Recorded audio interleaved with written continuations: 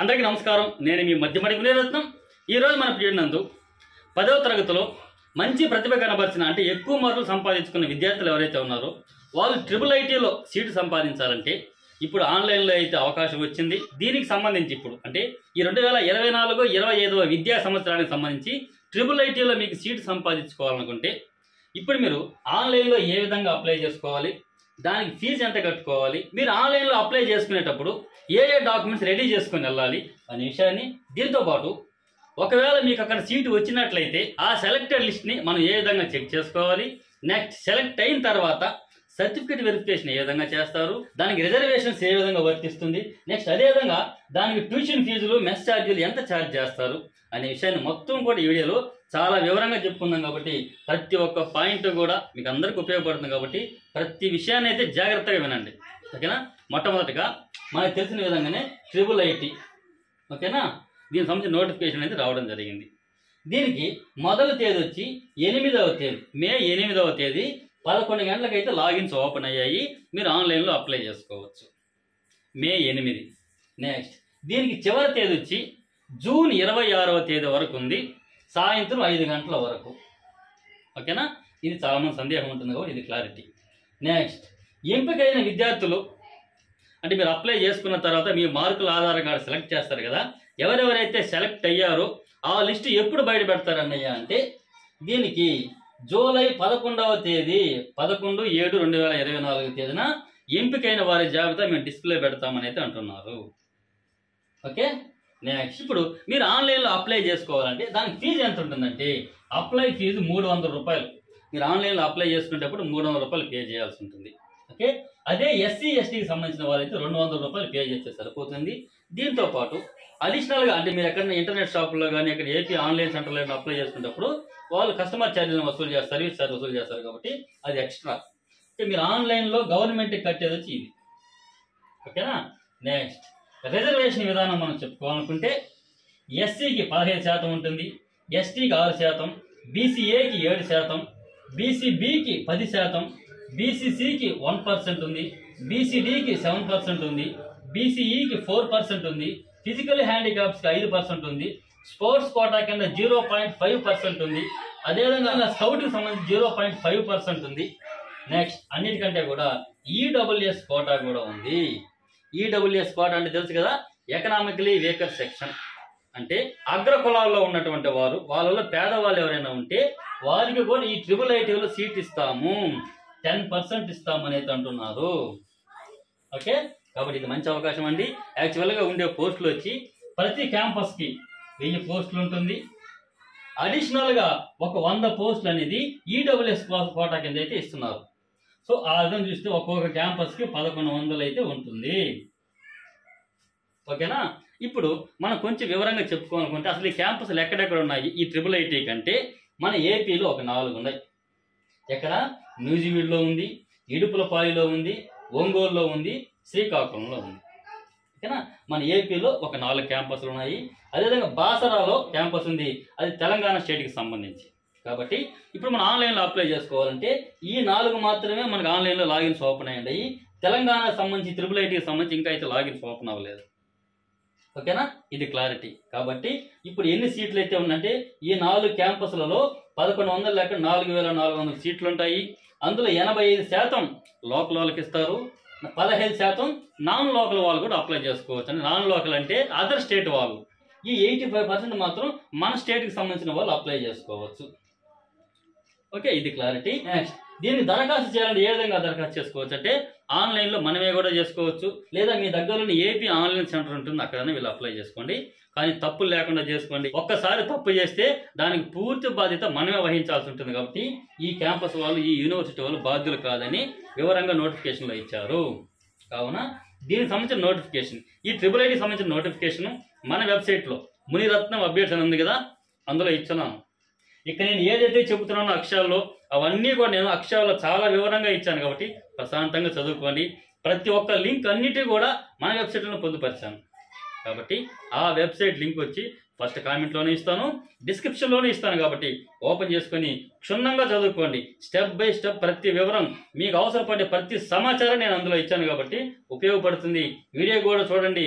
ఇందులో చెప్పే ప్రతి అంశం కూడా మీ సందేహాలన్నింటినీ కూడా నివృత్తి చేసే అవకాశం ఉంటుంది. ఓకేనా?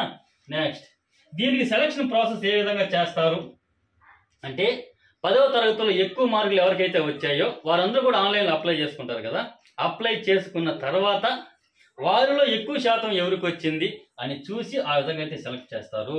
ఒక కట్ ఆఫ్ మార్క్స్ పెడతారు, ఆ మార్క్స్ పైబడి మాత్రమే తీసుకోవడం జరుగుతుంది. నెక్స్ట్, ఇక్కడ ఇంకోటి గమనిక ఏంటంటే, గవర్నమెంట్ స్కూళ్ళల్లో చదువుకున్న పిల్లలకు మాత్రం అడిషనల్గా మీకు ఇప్పుడు 10th క్లాసులో ఏ మార్కులు అయితే వచ్చాయో దానికి సబ్జెక్టుకి 4 మార్కులు చొప్పున, అంటే 6 సబ్జెక్టులకి 24 మార్కులు మీకు కలుపుతారు. ఓకేనా? మీకు ట్రిపుల్ ఐటీలో సీటు కావాలంటే మీకు 10th లో వచ్చిన మార్క్స్కి ప్లస్ మీరు గవర్నమెంట్ స్కూల్లో చదువుంటే మాత్రం 24 మార్కులు మీకు అడిషనల్గా యాడ్ చేస్తారు.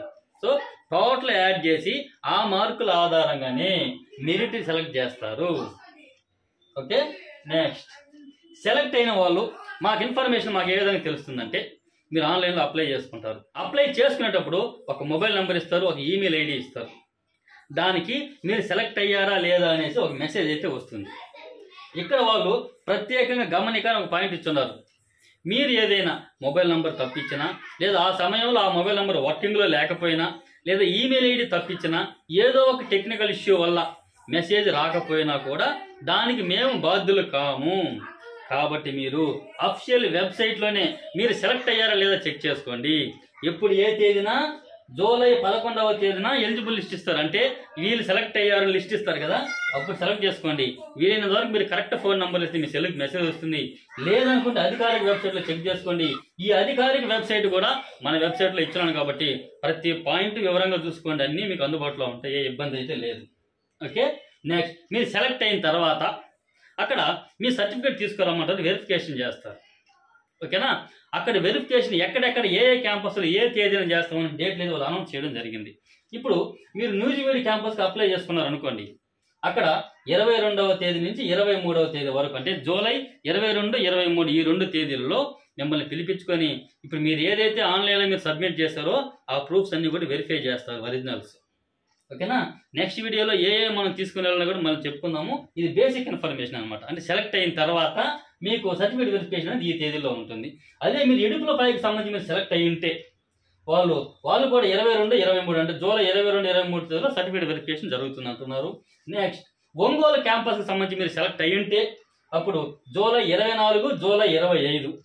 అదేవిధంగా శ్రీకాకుళం క్యాంపస్కి మీరు సెలెక్ట్ అయ్యి ఉంటే జూలై 26, జూలై 27. ఓకేనా? ఈ తేదీలలో సర్టిఫికేట్ వెరిఫికేషన్ జరుగుతుంది. కాబట్టి మీరు అప్లై చేసిన తర్వాత చాలా జాగ్రత్తగా ఈ చెప్పిన తేదీ జూలై 11వ తేదీలో మీరు సెలెక్ట్ అయ్యారా లేదని చెక్ చేసుకుంటూ ఉండండి. ఓకే? నెక్స్ట్, ఇక్కడ బాసర క్యాంపస్ ఉంది కదా, ఇది తెలంగాణలో ఉందన్నమాట. దీనికి సంబంధించి కూడా ఆన్లైన్లో అప్లై చేసుకోవచ్చు, లాగిన్స్ ఓపెన్ అయినప్పుడు. అక్కడ మీరు అప్లై చేసుకునేటప్పుడు నాన్ లోకల్ కింద అప్లై చేసుకోవాలండి. ఈ 15% ఉంది కదా నాన్ లోకల్, దాని కింద అప్లై చేసుకోవాలి. ఓకేనా? రిమైనింగ్ ఏపీలో ఉన్నటువంటి ఈ 4 క్యాంపస్లో మీరు అప్లై చేసుకోవాలంటే మాత్రం 85% మనకి లోకల్ కింద కేటాయిస్తారు కాబట్టి ఈ ఇబ్బంది లేదు. ఇప్పుడు మేము ఆన్లైన్లో అప్లై చేయడానికి వెళ్ళాలనుకుంటున్నాము. దానికి ఏమేమి కావాలంటే మనం ఇంతకుముందు చెప్పుకున్న విధంగా ఫీజు అనేది, ఓకే, జనరల్ అందరూ కూడా 300 రూపాయలు ఫీజు కట్టాల్సి ఉంటుంది ఆన్లైన్లో. ఎస్సీ ఎస్టీ 200 తీసుకోవచ్చు, సరిపోతుంది. అడిషనల్గా మీరు ఏదైనా ఇంటర్నెట్ షాప్కి కానీ మీ సేవకు కానీ మీరు అప్లై చేసుకుంటూ ఉంటే మాత్రం వాళ్ళ సర్వీస్ ఛార్జెస్ కూడా అది ఎక్స్ట్రా ఉందన్నమాట. ఓకే? అధికారికంగా కట్టే అమౌంట్ మాత్రమే ఇది. ఓకేనా? నెక్స్ట్, దరఖాస్తుకి వెళ్ళేటప్పుడు మీరు ఏ డాక్యుమెంట్స్ తీసుకెళ్లాలంటే 2 డాక్యుమెంట్స్ మాత్రమే తీసుకెళ్ళాలి. అంటే 2 మాత్రం అప్లోడ్ చేయాలి, డాక్యుమెంట్స్ కాదు, కేవలం 2 మాత్రమే అప్లోడ్ చేయాలి మీరు. ఏంటంటే ఒక పాస్పోర్ట్ సైజ్ కలర్ ఫోటో తీసుకొని వెళ్ళాలి. నెక్స్ట్, మీ హాల్ టికెట్ ఉంది కదా, ఆ హాల్ టికెట్ తీసుకెళ్ళండి. ఆ రెండింటిని ఆ ఇంటర్నెట్ షాప్ అతను కానీ లేదా మీరైనా కూడా స్కాన్ చేసి 100 KB లోపల దాన్ని అప్లోడ్ చేయాల్సి ఉంటుంది. ఓకేనా? ఈ 2 మాత్రమే అప్లోడ్ చేస్తారు. ఇంకా ఏది కానీ క్యాష్ సర్టిఫికేట్ కానీ ఇన్కమ్ సర్టిఫికేట్ ఏది అప్లోడ్ చేయరు. కేవలం అక్కడ మెన్షన్ చేస్తారు మీరు ఏ కులం అని మాత్రం మెన్షన్ చేస్తారు. మీరు సెలెక్ట్ అయిన తర్వాత సర్టిఫికేట్ వెరిఫికేషన్కి రమ్మంటారు కదా ఈ తేదీలలో, అప్పుడు మీరు ఏ క్యాస్ట్ అయితే మీరు దాంట్లో ఎంటర్ చేశారు, మీరు అప్లై చేసేటప్పుడు నేను పలానా క్యాస్ట్ని ఎంటర్ చేశారు కదా, దానికి సంబంధించిన ప్రూఫ్ తీసుకెళ్ళాలి. అంటే మీరు ఈ లోపల క్యాస్ట్ సర్టిఫికేట్, ఇన్కమ్ సర్టిఫికేట్ సచివాలయాల్లో అప్లై చేసుకోండి. ఓకేనా. నెక్స్ట్ అది కాకుండా రిమైనింగ్ వివరాలన్నీ కూడా ఎంటర్ చేస్తారు. కాబట్టి ఏ వివరాలు తెలుసుకుని వెళ్ళాలంటే మీరు అక్కడ ఒక ఈమెయిల్ ఐడి ఎంటర్ చేయమంటుంది. కాబట్టి వ్యక్తిగతంగా మీదే ఒక ఈమెయిల్ ఐడి క్రియేట్ చేసుకోండి, ఈమెయిల్ ఐడి ఇవ్వండి. Next mobile number, working mobile number, మీ పేరెంట్స్దైనా మీదైనా వర్కింగ్ మొబైల్ నెంబర్ ఒకటి ఇవ్వండి. Next HM sir mobile number అడుగుతారు. మీరు ఏ స్కూల్లో అయితే 10th క్లాస్ చదివారో ఆ స్కూల్ యొక్క హెచ్ఎం కానీ లేదా ఇంకేదైనా టీచర్ నెంబర్ కానీ అడుగుతారు. వాళ్ళ యొక్క మొబైల్ నెంబర్ అక్కడ ఎంటర్ చేయాల్సి ఉంటుంది. అది మ్యాండేటరీ కాబట్టి ఖచ్చితంగా అది తెలుసుకొని వెళ్ళండి. ఓకేనా. నెక్స్ట్ విద్యార్థి యొక్క ఆధార్ నంబరు, కేవలం ఇక్కడ ఆధార్ నంబర్ మాత్రమే ఎంటర్ చేస్తారు. నెక్స్ట్ క్యాంపస్ సెలక్షన్ అనేది చాలా జాగ్రత్తగా చేసుకోండి. మన ఏపీలో 4 క్యాంపస్లు ఉన్నాయి కదా. అక్కడ ఒకవేళ నాకు సీట్ వస్తే నేను ఫస్ట్ ప్రిఫరెన్స్ నేను ఈ క్యాంపస్లో చదవాలనుకుంటున్నాను, ప్రిఫరెన్స్ 1, ప్రిఫరెన్స్ 2, 3, 4 అని ఉంటుంది. కాబట్టి ఒక్కసారి మీరు ఫస్ట్ ప్రిఫరెన్స్ ఏదైతే పెడతారో మళ్ళీ మార్చుకుందని కుదరదు. కాబట్టి ఖచ్చితంగా చాలా జాగ్రత్తగా మీరు ఎక్కడైతే చదవాలనుకుంటున్నారో ఫస్ట్ ప్రిఫరెన్స్ దాన్నే సెలెక్ట్ చేసుకోండి. ఆ క్యాంపస్ అది ఇడుపులపాయన, శ్రీకాకుళమా, నూజివీడ మీరే సెలెక్ట్ చేసుకోండి కరెక్ట్గా. ఓకే. నెక్స్ట్ మరొక వివరాలు, 10th క్లాస్ మార్క్ లిస్ట్ ఉంది కదా, దాన్ని అప్లోడ్ చేయాల్సిన పని లేదు. అక్కడ ఏ సబ్జెక్ట్కి ఎన్ని మార్కులు వచ్చాయి అని వివరంగా ఎంటర్ చేయాల్సి ఉంటుంది. అక్కడ అది ఎంటర్ చేస్తారు. నెక్స్ట్ దీంతో పాటు అక్కడ మరొక వివరం అడుగుతుంది. 6వ తరగతి నుండి 6th క్లాస్ నుంచి 10th క్లాస్ వరకు ఏ స్కూల్లో, ఏ రాష్ట్రంలో, ఏ జిల్లాలో, ఏ మండలంలో చదివావు అని వివరాలు అడుగుతుంది. కాబట్టి సో దాన్ని కూడా తెలిసి పెట్టుకుని వెళ్ళండి. ఎందుకంటే కొంతమంది 6th, 7th, 8th ఒక స్కూల్ చదువునొచ్చు, 9th, 10th మరొక స్కూల్కి వెళ్ళి చదువునొచ్చు, లేదా వేరే జిల్లాలోనో వేరే మండలంలోనో వెళ్ళి చదువునొచ్చు. కాబట్టి అలాంటి వాళ్ళ కోసం కొంచెం వివరంగా అయితే చెబుతున్నాను అంతే. ఓకేనా. ఇది మీరు ఆన్లైన్లో అప్లై చేయడానికి వెళ్ళేటప్పుడు ఖచ్చితంగా అప్లోడ్ చేయాల్సిన ఫోటో, SSC హాల్ టికెట్. ఓకేనా. హాల్ టికెట్ ఒకవేళ మీ దగ్గర లేదు, పోయింది అనుకుంటే ఎలా డౌన్లోడ్ చేసుకోవాలి కదా వీడియో చేస్తాను నేను, మీరే సింపుల్గా డౌన్లోడ్ చేసి పెట్టుకోవచ్చు. ఓకే. ఇంకొకటి, మాకు సీట్ వచ్చింది, మేము కోరుకున్న క్యాంపస్లో మాకు సీట్ వచ్చింది, దాంట్లో ఫీజు ఎంత కట్టాలి, ఫ్రీయా అంటే అవును, ట్యూషన్ ఫీజు ఉంటుంది. ఓకేనా.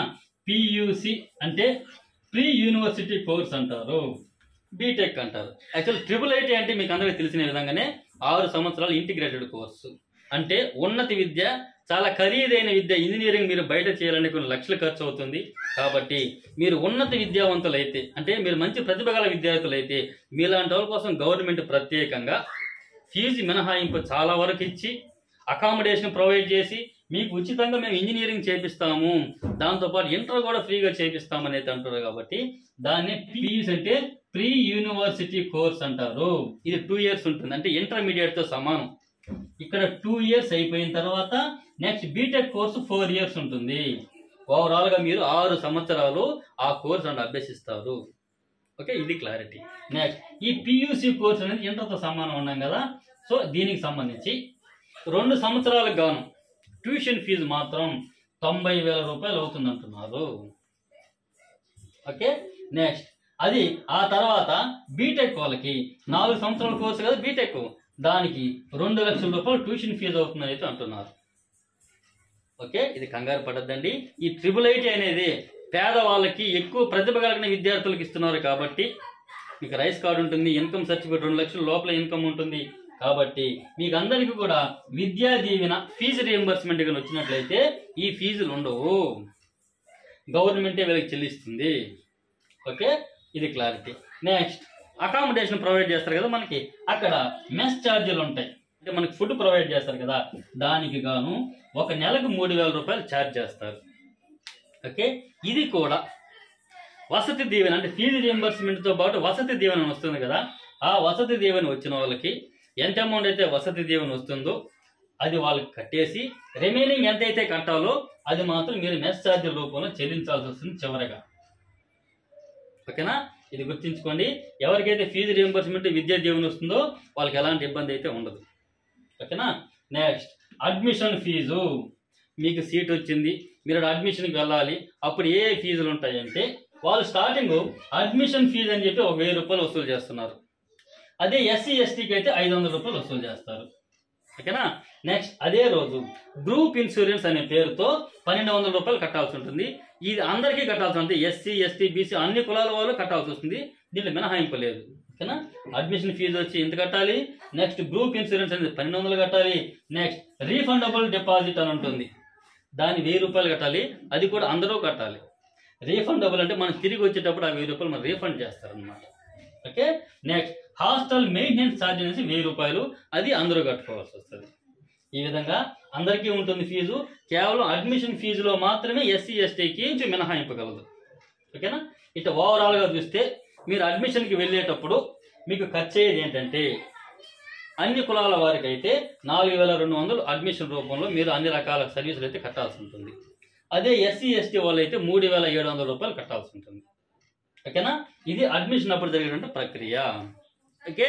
మొత్తానికి మీరు అప్లై చేసుకున్న తర్వాత మేము సెలెక్ట్ అయ్యామా లేదా అని మాత్రం జూలై 11వ తేదీ చూసుకోండి.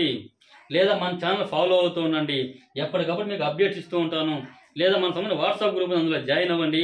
అందులో నేను ఏదైనా అప్డేట్ వస్తే దీనికి సంబంధించి నేను పోస్ట్ చేస్తూ ఉంటాను. ఎవరికైతే మాకు ఖచ్చితంగా వస్తుంది, మేము సెలెక్ట్ అవుతాము అని అనుకుంటే ముందస్తుగానే మీరు ఈ లోపల మీ సచివాలయంలో క్యాస్ట్ సర్టిఫికేట్, ఇన్కమ్ సర్టిఫికేట్కి అప్లై చేసి పెట్టుకోండి. ఓకే. ఓకే అండి, థ్యాంక్ యూ. ఈ IIITకి సంబంధించి చాలా ఇన్ఫర్మేషన్ అయితే ఇచ్చాను. చాలా సందేహాలు కూడా మీకు నివృత్తి అయి ఉంటాయి. కాబట్టి మీకు ఇన్ఫర్మేషన్ ఉపయోగపడిందంటే మాత్రం ఖచ్చితంగా లైక్ చేయండి. 10th క్లాస్ విద్యార్థులు అందరికీ ఈ ఇన్ఫర్మేషన్ చేరే విధంగా ఖచ్చితంగా షేర్ చేయండి. వాళ్ళందరూ కూడా లబ్ధి పొందుతారు. ఎందుకంటే బాగా చదివే వాళ్ళకి అందరికీ కూడా ప్రభుత్వం ఇలాంటి అవకాశాలు కొన్ని లక్షల విలువైనటువంటి ఇంజనీరింగ్ కోర్సుని ఉచితంగా మీకు అందిస్తుంది. కాబట్టి ఈ అవకాశాన్ని మీరు అందరూ ఉపయోగించుకోండి అనే ఉద్దేశంతోనే నేను ఈ వీడియో చేయడం జరిగింది. కాబట్టి వన్స్ అగైన్ వీడియో నచ్చితే మాత్రం ఖచ్చితంగా లైక్ చేయండి. ఆటోమేటిక్గా ఎక్కువ మందికి షేర్ అవుతుంది, అందరూ లబ్ధి పొందే అవకాశం అయితే ఉంటుంది. ఓకే. ఓకే అండి, థ్యాంక్ యూ. నెక్స్ట్ అప్డేట్లో మళ్ళీ కలుసుకుందాం. అంతవరకు సెలవు. నేను మీ మధ్యమటికి మునిరత్నం.